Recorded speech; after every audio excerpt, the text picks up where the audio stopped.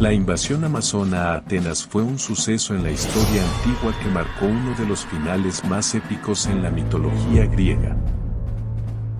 Cuando los gritos de las gestas de Hércules aún retumbaban en los templos de los dioses, y los ecos de su leyenda agitaban las aguas del tiempo, una sombra se cernía sobre Atenas. Los héroes continúan sus caminos, pero sus actos permanecen, encendiendo la mecha de conflictos venideros. En el ocaso de una de tales hazañas, Teseo, el rey de Atenas, inspirado, o presa de su propia ambición, cometió un acto que desencadenaría una guerra olvidada por muchos, recordada por unos pocos como la invasión de las Amazonas. El legendario Heracles, con astucia y fuerza, obtenía el codiciado cinturón de la reina amazona, Hipólita. Mas, en el tumulto de la partida, Teseo, corazón oscurecido por deseos incandescentes, sustraía a Antíope, hermana de la reina, con su voluntad consumida por la sombra del rapto. En el desgarro de ese hilo del destino, se tejió una vendetta de una ferocidad sin par.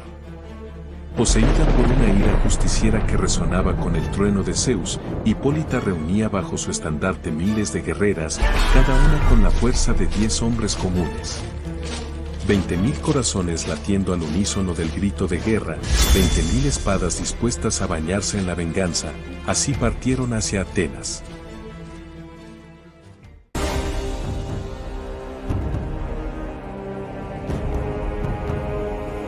Caminando con los grandes. Hoy presentamos la invasión de las Amazonas. Las murallas de Atenas, forjadas y engalanadas de gloria y arte, no anticiparon la marea de cólera que sobre ellas se vertió. Las Amazonas, cual oleada tempestuosa desatada por Poseidón, investían con una furia que haría temblar al mismísimo Hades. Los atenienses, dirigidos por Teseo, luchaban con la bravura de aquellos que defienden su hogar del cataclismo. Los cuernos de guerra sonaban como un trueno que despertaba hasta el último soldado en pie, quienes eran testigos del ataque relámpago en el que se sumía toda la ciudad al caer el sol. Los sables atenienses y las espadas amazonas rechinaban en impactos que sacudían los cimientos de la ciudad. La furia imparable de las amazonas chocaba contra la defensa inamovible ateniense, comandada por su rey Teseo, quien lideraba la defensa. En las sombras serpenteantes de la batalla, Molpadia, una guerrera cuya habilidad con la espada se decía semejante a la mismísima Artemisa cazando, se infiltró en el palacio como un espectro vengativo. Sus ojos, incandescentes en la oscuridad, reflejaban una sola imagen, el retorno de Antíope. En los aposentos de Teseo, fue sorprendida.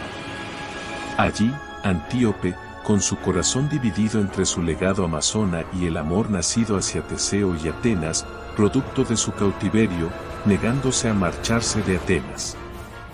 Enfurecida Molpadia por lo que pensó era una ofensa hacia el honor y las vidas perdidas de las amazonas, se abalanzó sobre Antíope en un duelo de aceros y almas.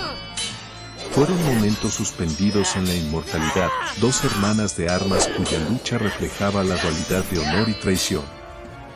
El presentimiento en medio de la batalla guió a Teseo hasta el lugar del duelo. Sus pasos eran tan pesados como el lamento que anunciaba. La visión de un golpe, bañado en tragedia, Antíope cayendo, y con ella moría un fragmento del corazón de Teseo también. Antíope sin vida provocó en Teseo un grito que retumbó en el Olimpo. Molpadia, en un último alarde de desafío, se abalanzó hacia su destino. Se dirigieron hacia el centro de Atenas entre impactos de espada, un tornado mortal de voluntades. Ambos ejércitos se encontraban sumisos, observando atónitos el combate que yacía frente a ellos.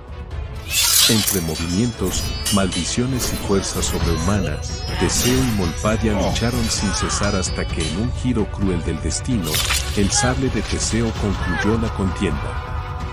Era la caída de la guerrera amazona a manos del hijo de Egeo. La muerte de Molpadia fue el ocaso de la esperanza amazona. Hipólita, enterada del combate entre Molpadia y Antíope, en una mirada que abarcaba el campo de batalla y los muros de Atenas, alzó su brazo en señal de retirada.